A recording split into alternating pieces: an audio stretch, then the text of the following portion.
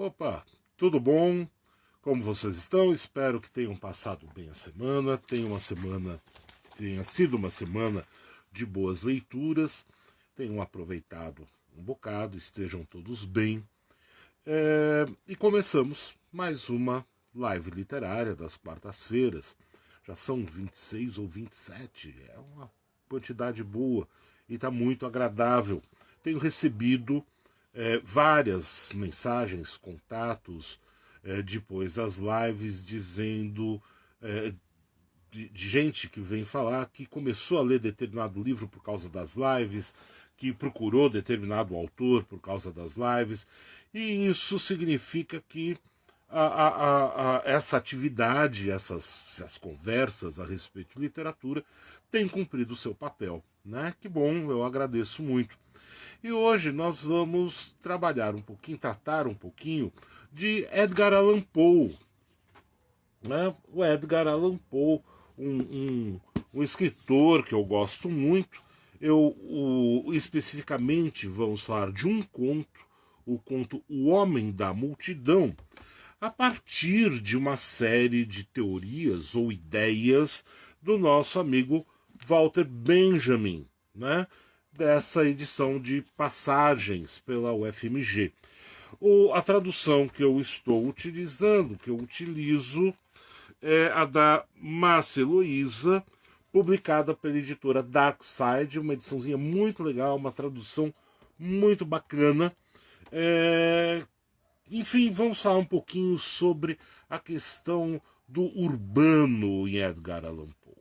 Antes, contar uma historinha pessoal a respeito do meu primeiro contato com Edgar Allan Poe, ou seja, eu já havia ouvido falar em Poe, eu garoto, né, não lembro quantos anos eu tinha, acho que 12, 13, por aí, e encontrei, né, numa banca de sebos uma edição em 2 volumes da obra completa do Poe, né? Os contos e poemas, se não a obra completa, pelo menos os contos de terror e os seus poemas, numa edição muito antiga dos anos 40, 1940, traduzida, salvo engano, pelo Érico Veríssimo. Era uma capa dura com sobrecapa em tecido, né, encadernada em tecido, aquelas páginas amarelas do tempo, né? O papel do tempo da guerra amarelava muito facilmente, morria com muita facilidade, e eu acabei comprando, encontrei baratinho, né? E levei para casa. E o meu quarto era o seguinte: tinha aqui, como estou, né, a minha escrivaninha, né, onde eu estudava, fazia os deveres de casa, e às minhas costas tinha o meu guarda-roupa. Uma parte do guarda-roupa eu deixava meus livros. Aí eu abria as portas do guarda-roupa e uma delas tinha um espelho quebrado. Aqui a minha lateral ficava a janela. Eu fazia o seguinte: eu abria a porta do guarda-roupa com aquele espelho quebrado, fechava a janela, colocava em cima da escrivaninha vários daqueles potes enormes de maionese vazios, com velas dentro, e acendia as velas e apagava as luzes, né? E ficava lendo os contos de terror durante a noite à luz de velas, com reflexo das velas às minhas costas naquele espelho, criava um clima delicioso. E para melhorar o clima, eu tinha um pequeno crânio de gato, que eu, uma vez andando perto de casa, tinha um cemitério ali na Vila Mariana, eu encontrei um crânio de gato na porta do cemitério, eu não tive dúvida, eu peguei aquele crânio, levei para casa, limpei bem e ficava em cima da minha escrivaninha. Então era o Edgar Allan Poe naquela edição antiquíssima, páginas amareladas, a luz de velas, o crânio de gato olhando para mim, né? E o espelho rachado, e não tinha quem dormisse depois. Mas foi o meu primeiro contato, né? A primeira leitura com Edgar Allan Poe. Depois reli algumas vezes e eu gosto muito, né? Ele é considerado o pai das histórias de terror e mais o pai da história policial, como nós conhecemos, por causa dos contos O Assassinato da Rua Morgue e O Mistério de Marie Roget e da Carta Roubada, né? Esses três contos que são protagonizados por Auguste Dupin, né? E ele realmente cria o protótipo daquele que será o detetive explorado com Sherlock Holmes, por exemplo, Hercule Poirot, Miss Marple, né? Enfim, ele começa essa tradição. Mas eu quero falar um pouquinho do Homem da Multidão, porque me parece que nesse conto o Edgar Allan Poe pega muito o espírito de uma grande metrópole no século XIX. Né? E a história é bastante simples, né? Um narrador que está sentado em um café depois de um tempo que ele passou doente, né? Ele passa a tarde sentado naquele café, lendo o jornal, observando as pessoas que entram e saem e tal. E aí ele olha, ele está numa mesa, ele está a uma mesa ao lado da janela, ele olha pela janela e vê aquela grande multidão na calçada, né, andando por uma rua de Londres. Né? O nome do café é Café D, né, e fica no centro de Londres. Ele começa a observar essas pessoas todas, né? Os diferentes tipos de pessoas que andam, a fisionomia, a roupa de cada um fica percebe ali a classe social, o trabalho, etc, etc, de cada uma dessas personagens, até que para um pouco ali em frente àquela janela, aquela vidraça, um velho, né? E ele fica impressionado com aquele velho. O velho continua andando, ele larga tudo ali no café e começa a segui-lo. E segue esse velho por toda Londres. Né? Primeiro num trajeto que vai por essa avenida central, cheia de gente, e o velho tem uma postura altiva ali, né? Ele anda firme, com o peito elevado, queixo erguido, até que ele entra numa rua vazia. E o narrador segue, e quando ele está nessa rua vazia, a postura tão altiva se deteriora, ele se encurva, né? E até encontrar um outro local com bastante gente. E quando ele entra novamente na multidão, ele de novo se ergue, se projeta. Né? E entra ali nas galerias, observa os produtos para vender, enfim. E esse trajeto é sempre entre multidão e local vazio, com essa mudança de comportamento, e o narrador, que não diz qual é o seu nome, fica muito intrigado, né? Até que ele segue durante muito tempo até um local da periferia de Londres, um lugar horrível, mas que está com muito movimento. Né?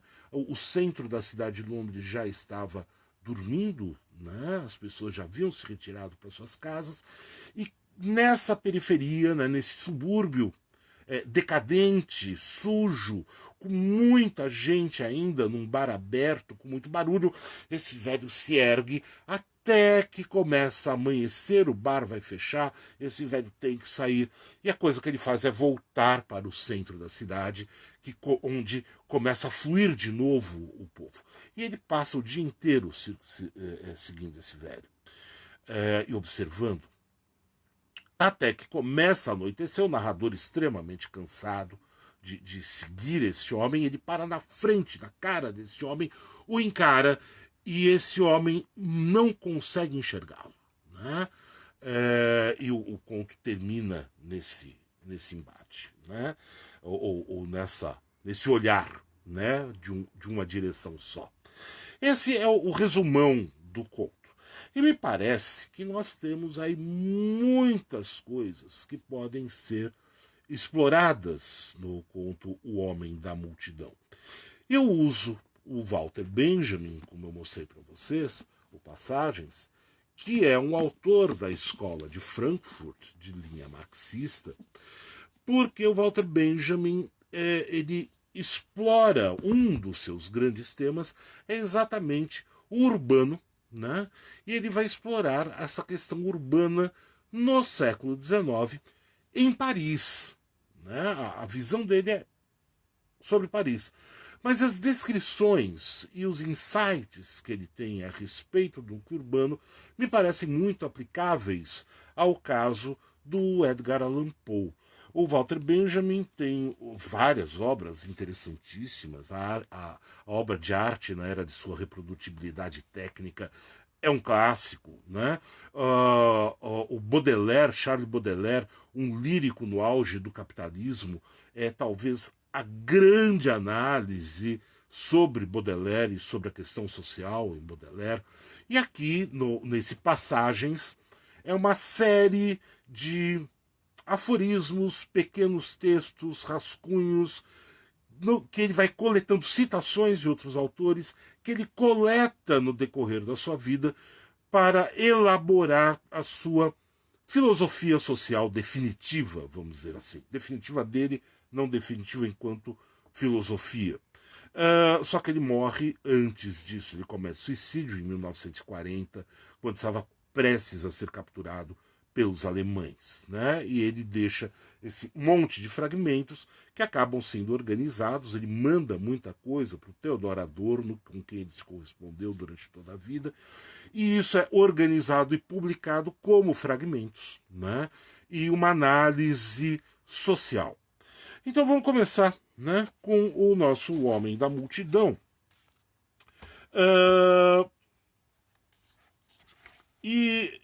Eu vou começar com a leitura de alguns trechos, né?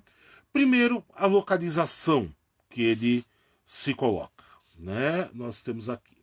Não faz muito tempo, em um entardecer de outono, estava eu sentado junto à ampla janela do Café D, em Londres. Convalescia de uma doença que me acometera por longos meses, e sentindo que recobrava as forças, me encontrava em uma daquelas disposições alegres que representam a perfeita antítese do ennui. Um estado de espírito de intensa apetência, em que o véu que turva a visão mental é suspenso, a escuridão que outrora a cobria, e o intelecto, eletrizado, ultrapassa sensivelmente sua ordinária condição, do mesmo modo que a razão vívida, porém inocente, de Leibniz ultrapassa a louca e inconsistente retórica de Gorgias.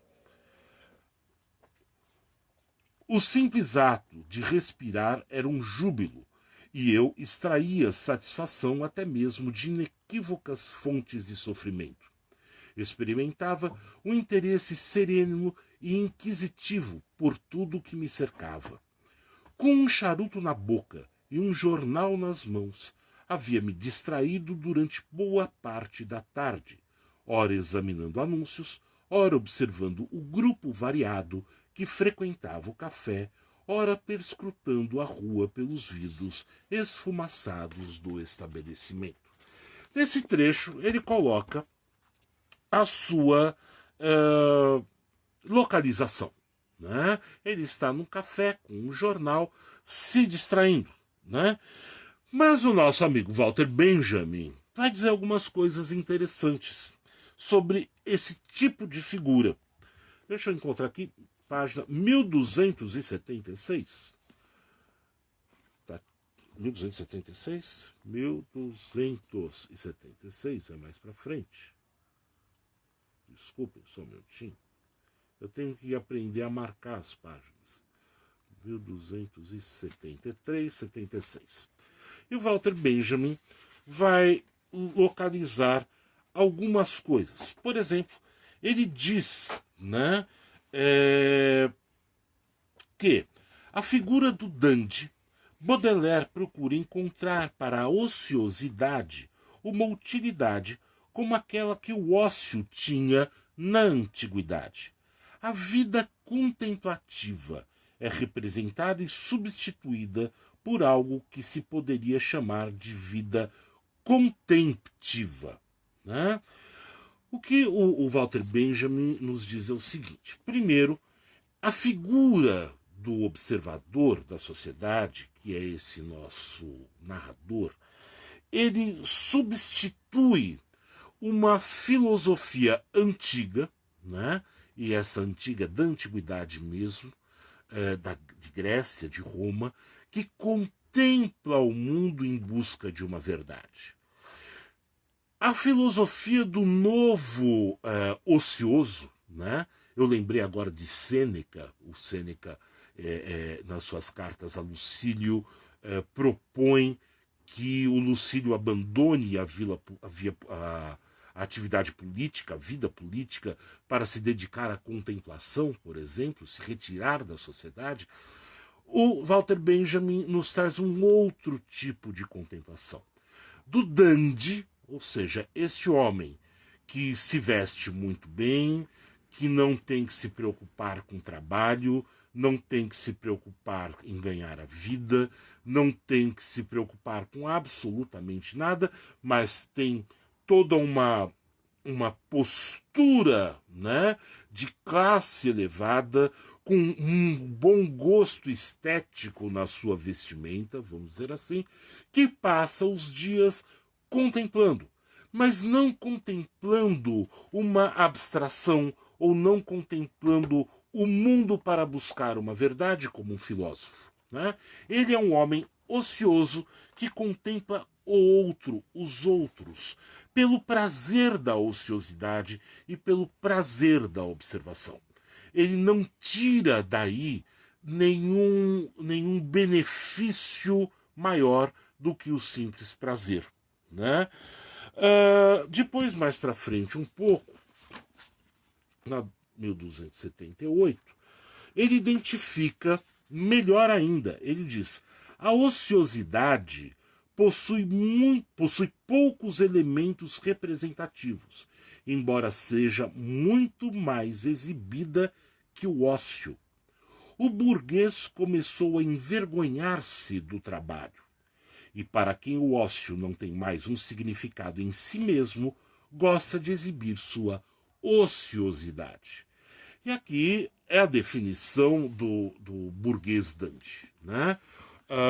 No século XIX, nós temos esse desenvolvimento do capitalismo que permite que uma determinada classe viva sem o trabalho, mas apenas do fruto do investimento, o dinheiro que gera dinheiro. Isso do século XIX continua, né? Continua até hoje. E esse burguês envergonha-se do trabalho, do pegar firme na labuta, né? Porque o trabalho pesado, o trabalho firme, é coisa de uma classe mais baixa. Né? A classe baixa precisa do trabalho para sobreviver. Esse burguês não. Então ele diz o seguinte: o trabalhador, né, se permite a um ócio, né, num determinado momento, para a distração do seu dia a dia, e ele traz desse ócio coisas positivas. Né? O ócio pode significar um outro tipo de atividade, com lazer, por exemplo, né? Ou mesmo o desenvolvimento de um pensamento crítico, de uma filosofia, alguma coisa nesse sentido. O burguês não. O ócio pressupõe o trabalho. E a vida desse burguês que vive apenas do lucro do seu investimento é o da ociosidade. E a ociosidade é absolutamente infrutífera. Né? É ficar simplesmente parado, observando as coisas e não tirando nada do que observa, nada desse tempo que ele despende em relação ao mundo. De modo que esse burguês, ou esse dandy, ele vê na multidão de dentro do bar, né, onde ele está, ele vê na multidão ações que, de certa forma, substituem as ações que ele poderia exercer. Ele não precisa exercer porque ele vê os outros fazendo essas coisas. Né? E justifica, assim, a sua ociosidade. Eu falei do dandy. Né? O dandy é essa figura, como eu disse, muito bem vestida, com bom gosto estético. Existem algumas histórias de dandismo que chega a ser uma coisa um pouco maluca, um pouco estranha, vamos dizer assim. Mas houve uma moda no final do século XIX já, na qual os dandies saíam às ruas, né, vestidos de sobrecasaca, cartola, bengala, né, ou seja, todo aparato da alta classe, no lugar de uma gravata usando um ramo de violetas, né, e levava a passear numa coleira não um cachorrinho, né, mas uma lagosta viva. Né? Ou seja, é para ser absolutamente diferente daquilo que é o banal do comportamento. É bem vestido, mas eu uso um ramo de violetas, enquanto os altos burgueses levam seus cães passear, eu levo uma lagosta passear pelo Champs-Élysées. Né? Então ele cria esse estranhamento. Né? O dandy é uma figura.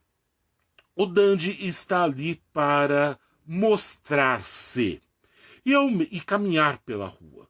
E o dandy, nesse sentido de mostrar-se, quando ele começa a ser não o observado, mas o observador da sociedade, ele tem uma dupla personalidade, vamos dizer assim, ou uma dupla definição. Uma é o voyeur, né? É aquele que observa. Quando falamos em voyeur, nós pensamos imediatamente no voyeur sexual, né? O que gosta de observar o ato sexual. Não é isso. O voyeur é aquele que observa o outro, observa a sociedade, tem prazer em observar essa sociedade. E se esse voyeur ele caminha pela cidade, se desloca pelo ambiente urbano, ele é o flâneur, o caminhante, o andarilho da cidade. E na nossa personagem, ele parte por essa dupla percepção também. A primeira é do voyeur. E é um trecho muito longo da sua observação, que eu vou ler apenas alguns trechinhos, porque senão a gente lê o texto inteiro, é uma parte considerável. Né? E ele diz o seguinte: de início, meu olhar vagou de modo abstrato e generalizante. Reparei as massas dos passantes, considerando apenas suas relações coletivas.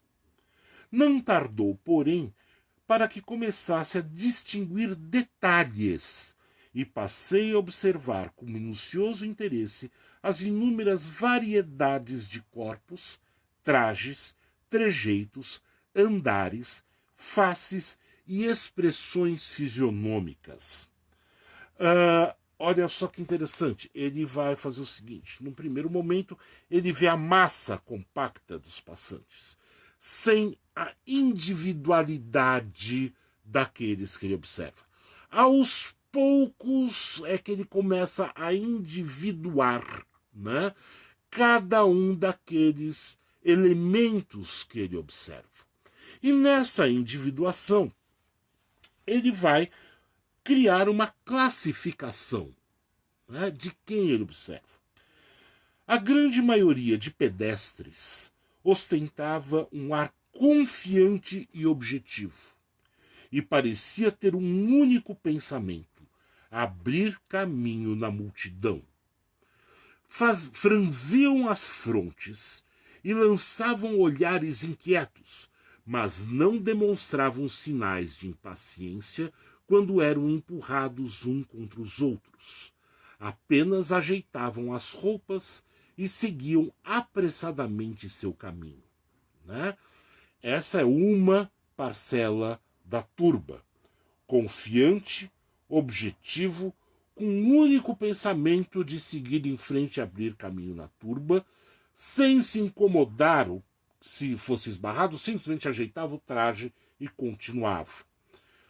Outra vasta parcela da turba era composta por pessoas que se movimentavam agitadas, com rostos afogueados, falando e gesticulando sozinhas, como se a própria concentração de indivíduos ao seu redor aumentasse sua solidão.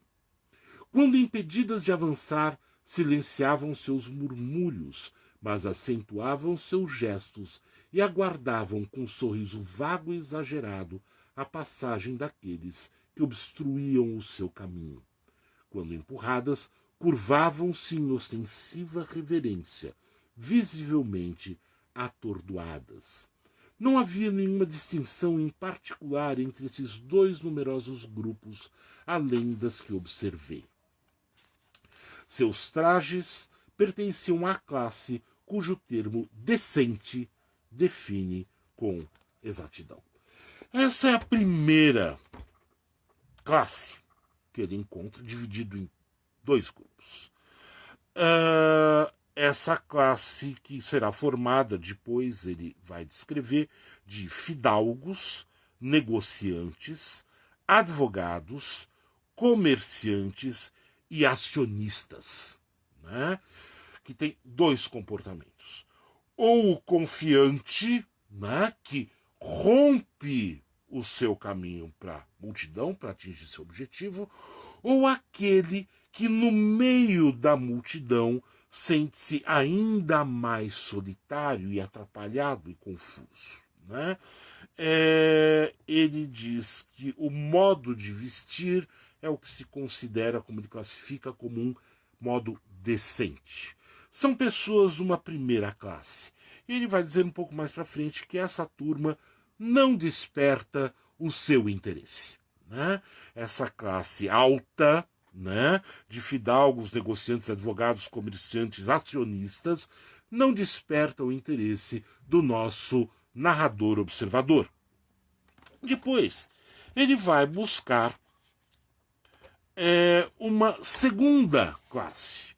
Ele começa a encontrar a classe que ele chama de funcionários e altos funcionários. Ele descreve da seguinte forma: a classe dos funcionários era bastante perceptível e pude discernir duas notáveis divisões. Havia os auxiliares de escritórios de firmas imponentes, jovens com casacas apertadas, botas lustrosas, cabelos engomados e lábios arrogantes. À exceção de certo alinho no porte, que por falta de melhor termo chamarei de escritorismo, seu estilo parecia uma perfeita reprodução, em facsímile, do que fora considerado o ápice da elegância um ou um ano e meio atrás. Usavam os refugos da alta sociedade, o que, creio eu, é a melhor definição de sua classe. Essa primeira dos auxiliares de escritório, que imitam o modo de vestir e de agir dos seus patrões, que são daquela primeira classe, dos fidalgos, negociantes, advogados, etc. E eles se vestem com o que o narrador chama de refugos da alta sociedade, com aquilo que foi moda na temporada passada. Daqui nós temos duas observações, né? Uma, seguindo Walter Benjamin, ele nos diz que essa classe menor, essa classe média, faz de tudo para imitar a classe elevada. No entanto, essa classe de trabalhadores dos escritórios, dos funcionários, auxiliares de escritórios, não tem condições de ser o seu patrão, né? E ele se veste com os refugos, ou seja, aquilo que os patrões ou dão para os seus funcionários, ou descartam, né? E aí eles compram por um preço muito mais barato, brechós ou coisas assim, né? A ideia da moda é uma ideia também interessante em Walter Benjamin, né? O desejo de ser ao outro, o Walter Benjamin nos diz aqui na página 161 o seguinte: cada geração ou cada classe vivencia a moda da geração imediatamente anterior, como o mais radical dos antiafrodisíacos que se pode imaginar, né? Como esse veredicto, ela não comete um erro tão grande como se poderia supor. Em cada moda há um quê de amarga sátira do amor. Em cada uma delas delineiam-se perversões da maneira mais impiedosa. Toda moda está em conflito com o orgânico. Cada uma delas tenta acasalar o corpo vivo com o mundo inorgânico. A moda defende os direitos do cadáver sobre o ser vivo. O fetichismo que subjaz ao sex appeal do inorgânico é o seu nervo vital. A definição do Walter Benjamin nos dá essas duas classes. A primeira, que busca estar na crista da moda para ter uma aparência a fim de ser observado e desejado pelo outro. O que nós falamos aqui a respeito do conto cabe muito bem na nossa sociedade, né?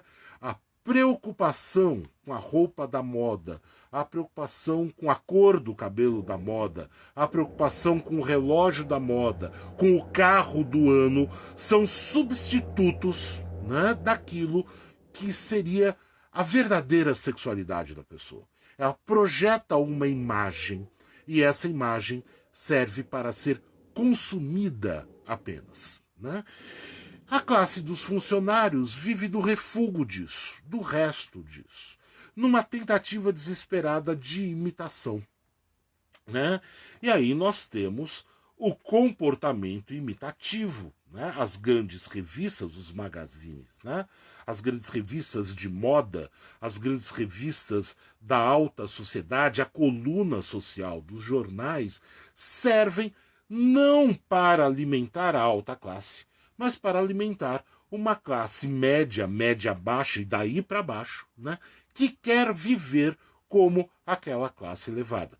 No sistema do capitalismo, né, se nós seguirmos o marxismo, né, isso é uma representação da luta de classes. Né? Essa daqui quer almejar algo acima e superior, enfim.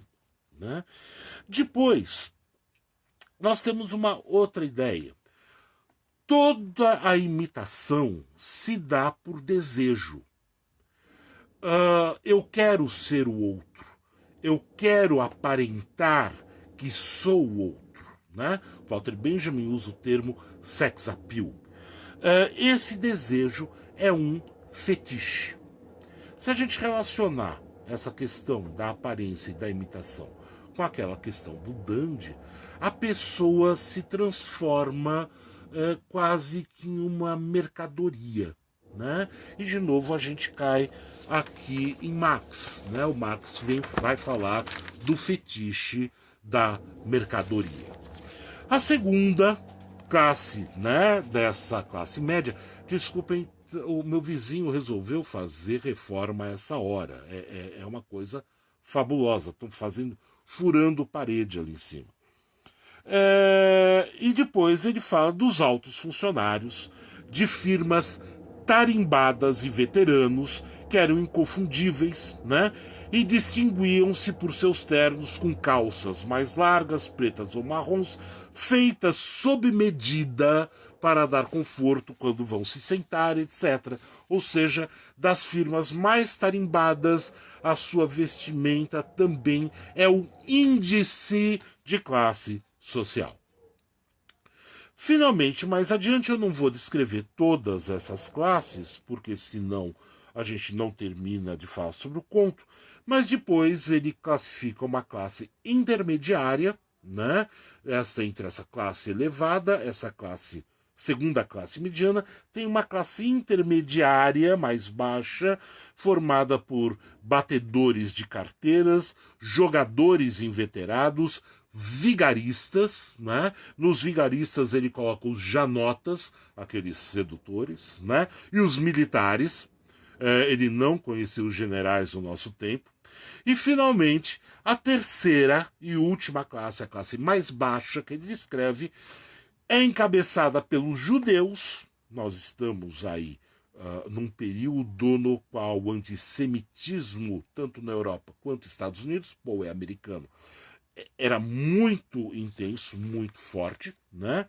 Judeus vendedores dos carrinhos, né, de quinquilharias, pedintes profissionais, mendigos, com uma aparência um pouco melhor, inválidos horríveis, descrição, mocinhas trabalhadoras que saem dos escritórios, junto com as prostitutas, né?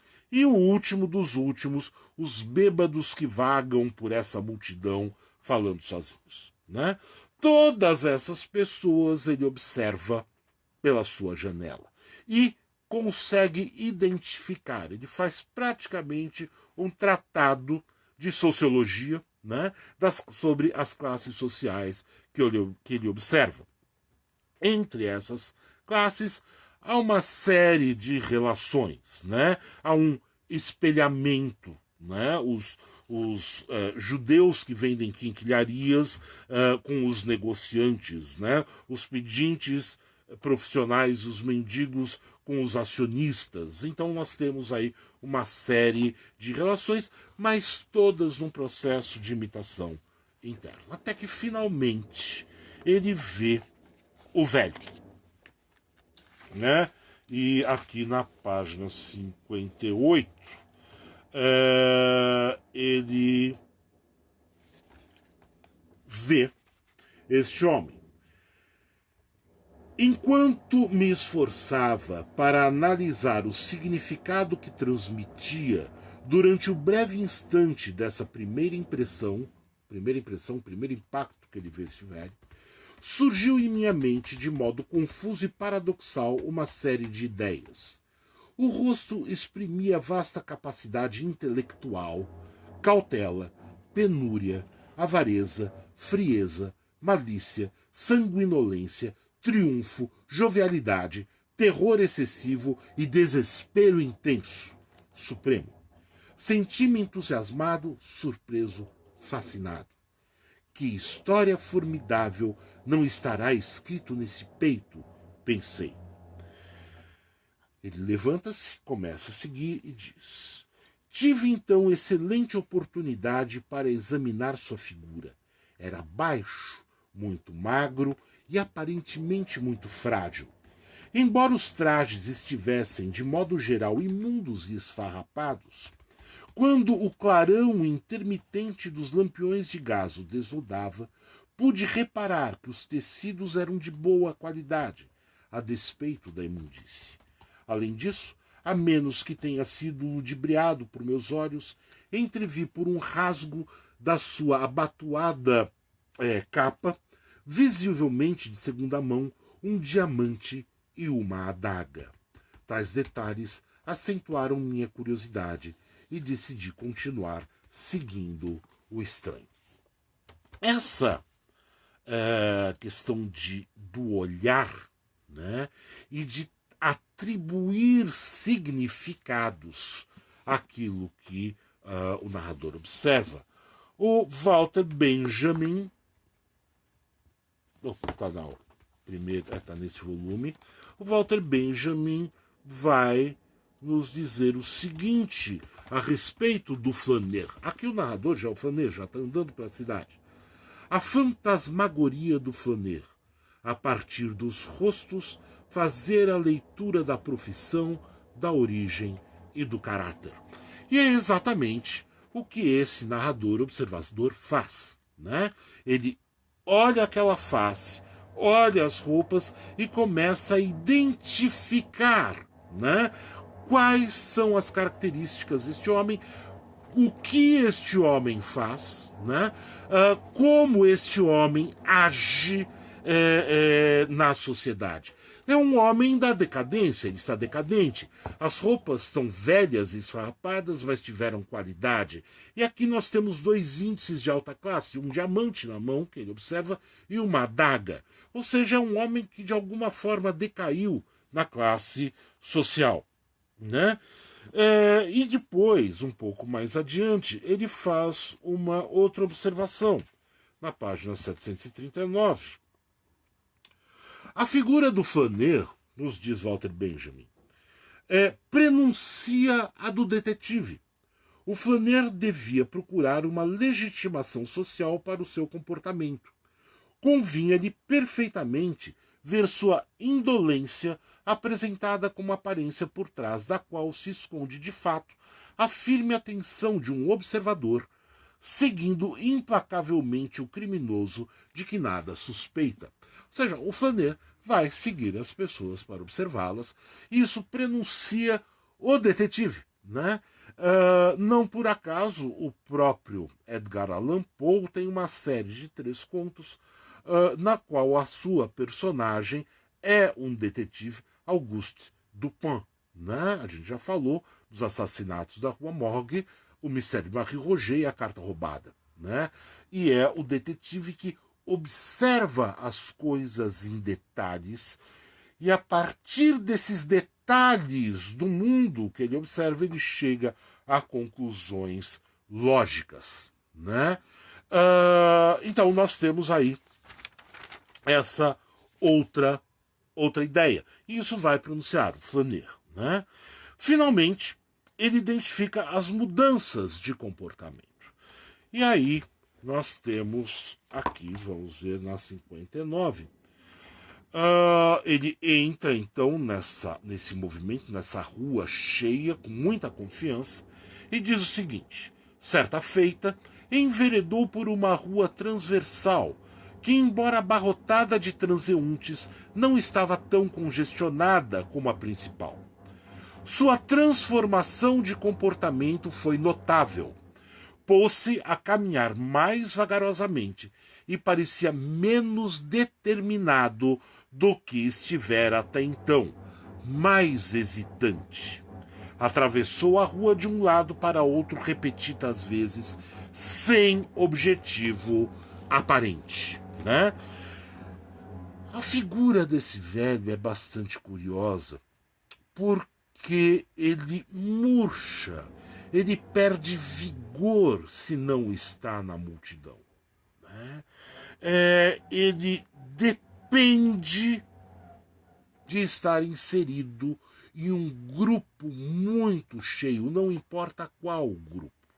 Mais adiante, nós não vamos ler todos os trechos, porque senão fica uma coisa longa demais, mas mais adiante ele entra num grupo completamente decadente, de um botequim pé sujo, da mais abjeta periferia, em ruas com monturos de lixo, em casas despedaçadas, né?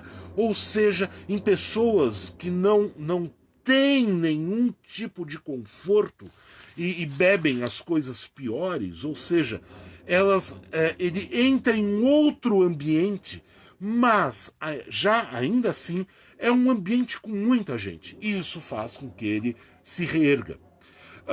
Eu lembrei de uma figura também do século XIX, da qual a gente já falou um pouquinho aqui, mas tem uma tradição na literatura de terror, que é a figura do vampiro. Né?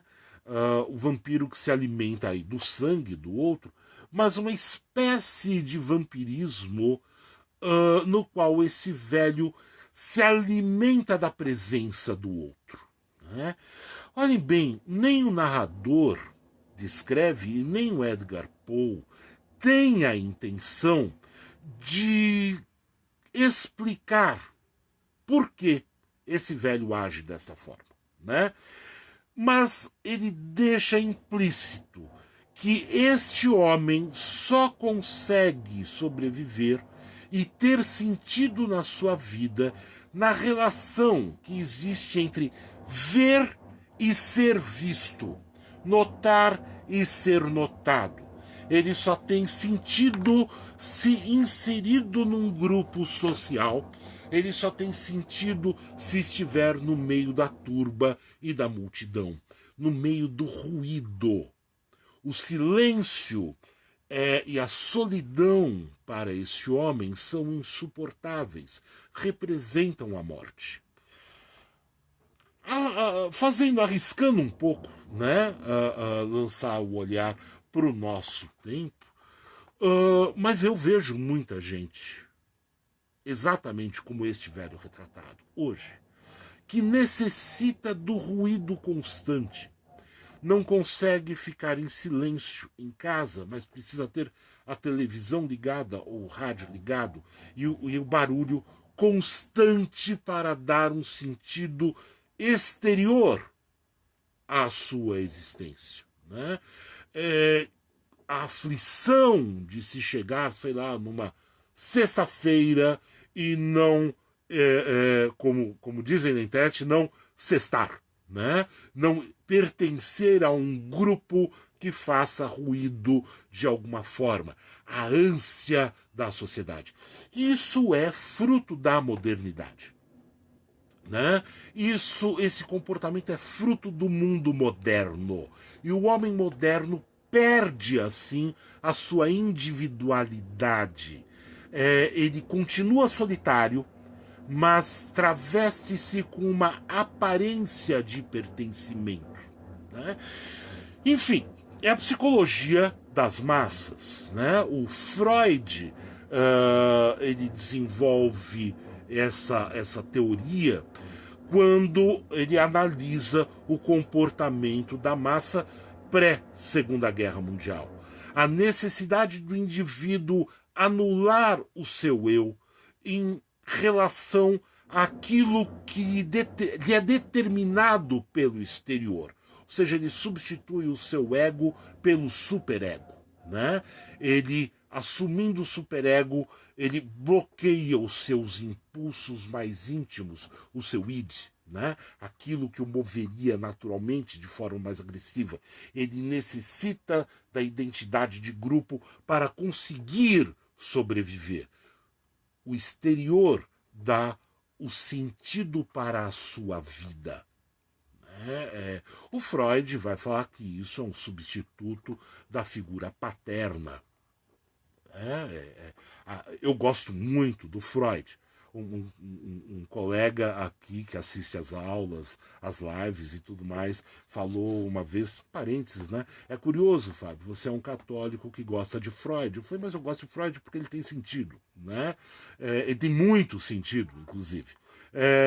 Mas, de qualquer forma, o Freud desenvolve essa ideia da psicologia das massas, que me parece aplicável aqui. Eu só sobrevivo se o outro me justificar, se o grupo me justificar.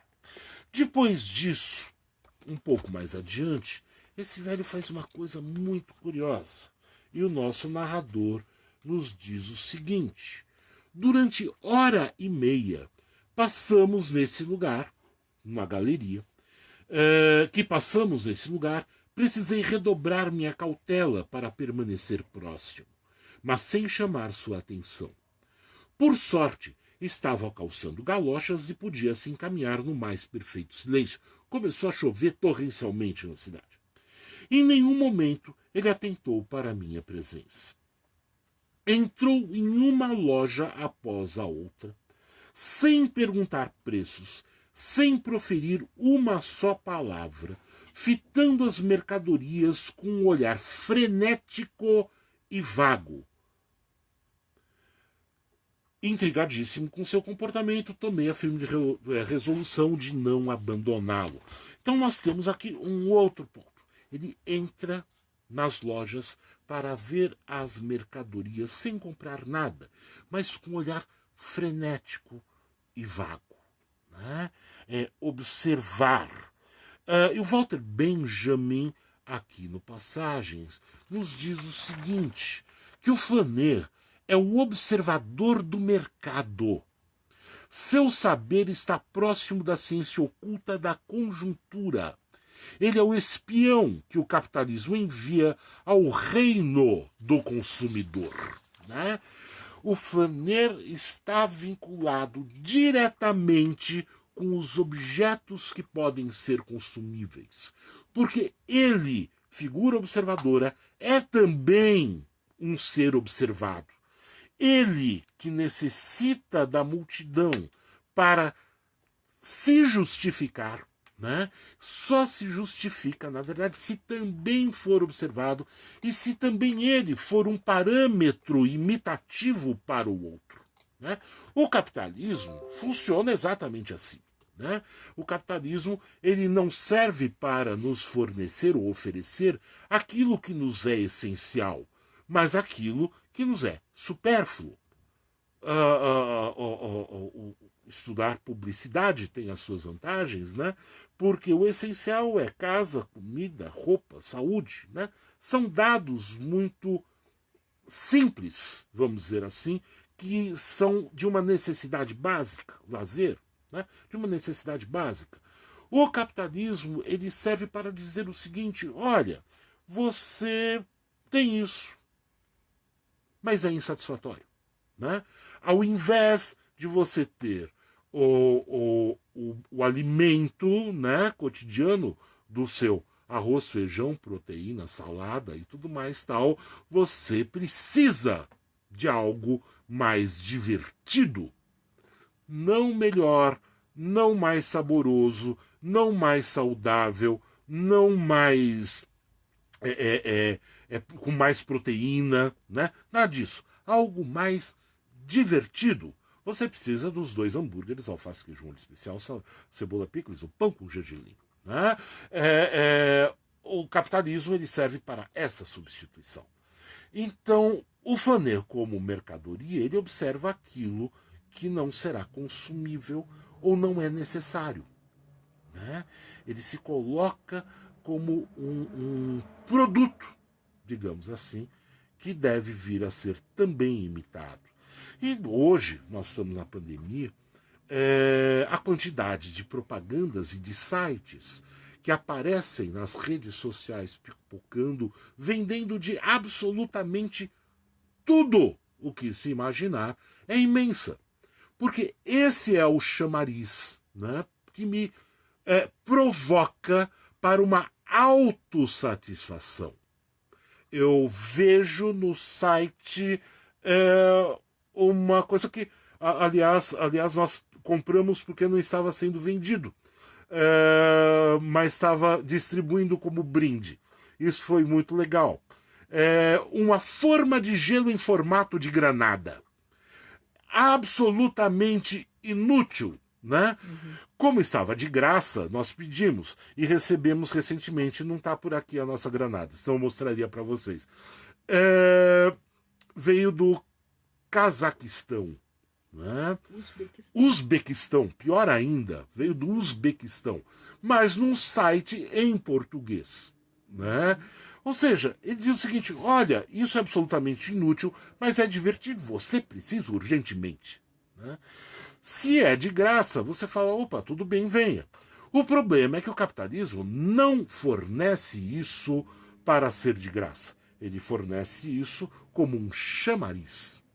E aí você entra no site e começa a encontrar outras coisas tão divertidas e tão inúteis quanto, e acaba fazendo uma compra boa. Nós não compramos. Mas do Uzbequistão, cara. Enfim, né? Mas nós estamos, então, no meio desse mundo da mercadoria.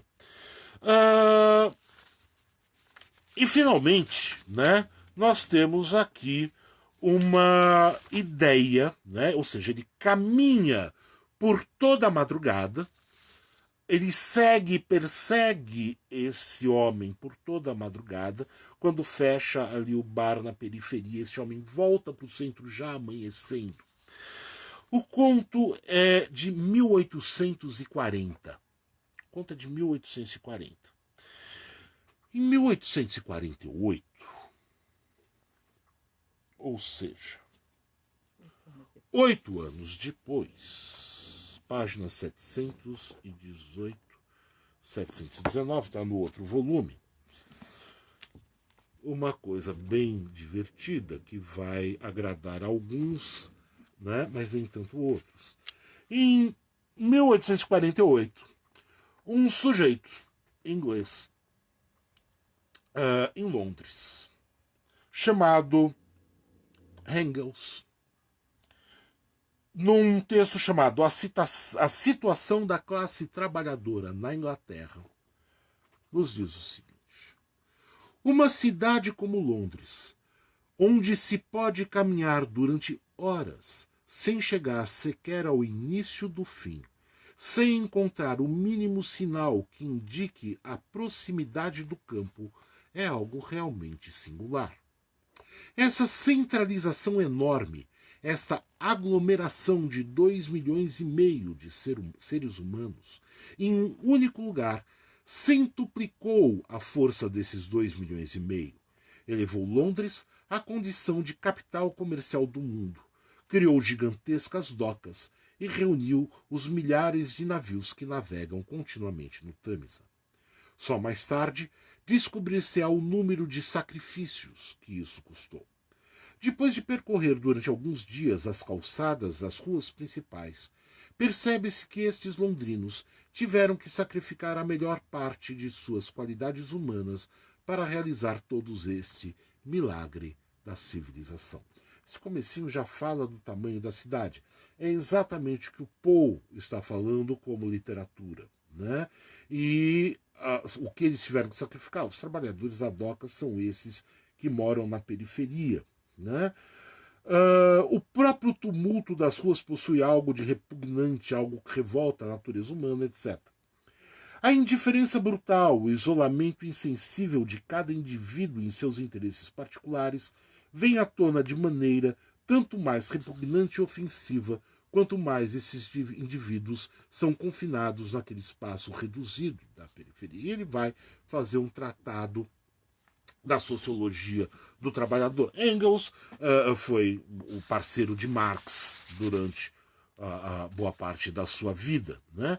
Mas essa descrição que o Engels faz em 1848, na situação da classe trabalhadora na Inglaterra, é muito curiosa, porque praticamente não reproduz, mas tem exatamente o mesmo teor do que o Edgar Allan Poe nos descreve quando fala da multidão e fala desse burburinho. E mais, fala o seguinte: o que essas pessoas perdem ao fazer parte dessa multidão? O Engels vai aí para a linha do comunismo, e, enfim, ele vai desenvolver a linha da luta de classes e tudo mais. O Poe não está nos falando em luta de classes, ainda que ele perceba esse conflito social que subjaz em todo o seu texto. Mas ele centra o seu ponto de vista em um homem que pertence a toda e qualquer classe, porque ele está no meio dessa multidão, né? Ele se coloca numa postura de observador e observado, e ele se perde. Ele não tem identidade.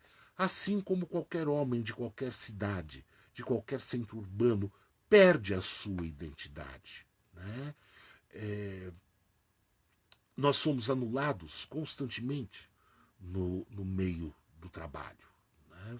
Nós somos substituíveis, somos encarados como peças de uma engrenagem facilmente descartáveis. Outro dia eu vi na internet um recado em uma universidade para professores, né? Pedindo para os professores deixarem os seus planos de aula bem preparados e os diários bem preenchidos para o caso deles precisarem ser internados, né? Isso é a anulação completa de um sujeito, né? Ele não é visto como um ser humano, mas como parte de uma engrenagem maior qualquer que precisa continuar funcionando, né? É terrível. O conto termina com aqui um pouquinho adiante, o conto termina já no entardecer do outro dia, e o narrador diz o seguinte: quando as sombras da noite desceram sobre nós, senti um cansaço mortal e, postando-me diante do velho, o encarei fixamente. Ele nem sequer me notou, retomando sua caminhada solene, enquanto eu, desistindo de segui-lo, permaneci absorto em contemplação. né? Este velho tem o tipo de um verdadeiro criminoso, conclui afinal. Ele se recusa a ficar só. É um homem da multidão. É inútil segui-lo, pois nada descobrirei sobre sua pessoa ou os seus atos, né? E ele termina com a frase: esta grande infelicidade de não poder estar só, né? Ou seja, esse narrador, ao se colocar na frente desse homem, ele cria praticamente uma relação de duplo, né? Assim como este velho caminhou por toda a noite, o narrador também caminhou por toda a noite. Ele tenta analisar esse velho de uma forma impulsiva, né? E uma forma quase que neurótica. Né? Ele precisa saber o que acontece. Mas passa mais de 24 horas, esse homem não para. E quando ele encara o homem, ele praticamente se enxerga. Né? Ele fala: eu faço a mesma coisa. Eu sou também esse homem da multidão, mas eu não vou conseguir descobrir as razões disso. Né? O conto, nesse sentido, me parece que tem um viés sociológico, né? Seguindo Walter Benjamin, e como eu disse, pode ter uma interpretação psicológica seguindo o Freud. Né? Eu não vou tentar seguir o segundo Freud aqui, eu lancei algumas ideias, mas são paralelos muito curiosos. Né? A ideia não é ser conclusivo, mas são paralelos muito curiosos. Aquilo que o Walter Benjamin enxerga na grande cidade, isso na década de 1920, 1930, o Edgar Allan Poe nos dava como literatura na década de 1840. A literatura sempre antecipa a sociologia, a literatura sempre antecipa a filosofia. Né? Ela nos dá os insights que vamos perceber e conseguir compreender e analisar apenas tardiamente. Mas, enfim, há muito mais a ser dito. Eu havia separado alguns trechos também que tratam do centro urbano de alguns outros contos, mas isso ficaria um pouco longo demais, teríamos que ler muitos trechos, e acho que eu já li coisa demais aqui hoje. E esses são os cruzamentos. Edgar Allan Poe sempre vale a pena, né? Essa ediçãozinha aqui da Dark Side é muito legal, né? Vale. A Dark Side tem um trabalho interessante. A capa é horrível, mas com tradução boa, diagramação legal, eu acho que vale realmente a pena. Então leiam um pouco. Agradeço a todos. Deixa eu dar uma olhadinha quem apareceu por aqui hoje para mandar um abraço. Rodrigo de la Santina Nevermore para você também. Fabiana Alves, tudo bom? Como está? Assunção Medeiros, olá. Tudo bem? A Assunção Medeiros foi dar uma bronca no vizinho que resolveu usar a furadeira a essa hora da noite e que a pulga de mil camelos infestem as virilhas desse vizinho essa noite. Maurício, tudo bom? Como você está? Ariel Lázaro, tudo em ordem? Tony, grande abraço, meu querido, como você está? Rudyard, que bom te ver por aqui. Fabiana Fumagalli, grande abraço. Fernando Livramento, sempre por aqui também, hein? Obrigado. Malu Campos, seja bem-vinda. Vai na janela e xinga esse corno. Pois é, cara, mas fica tranquilo. Eu tô precisando de espaço para a biblioteca. Eu acho que a gente vai ganhar. A gente tem espaço ainda no subsolo, não, meu amor? Davidson, Ded, tudo bom? Seja bem-vindo. Raquel Staneve, como você tá, minha linda? Tudo bom? Há quanto tempo? Cassionei, grande abraço. Cassionei Nishspetri. Valeu! A todos vocês eu agradeço a presença, participarem dessa live. Rogério acaba de chegar, tudo bom, Rogério? Eu agradeço a participação de vocês, peço desculpas pela interrupção do nosso vizinho. Barulho me deixa absolutamente atordoado e meio perdido, tentando desviar da atenção, mas funcionou. Essa live literária ficará no meu canal do YouTube ainda hoje. Quem quiser aulas, alguma coisa assim, é só entrar em contato comigo, a gente bola um projetinho legal de aulas, tá bom? Muito obrigado. A semana que vem a gente está aqui. Valeu!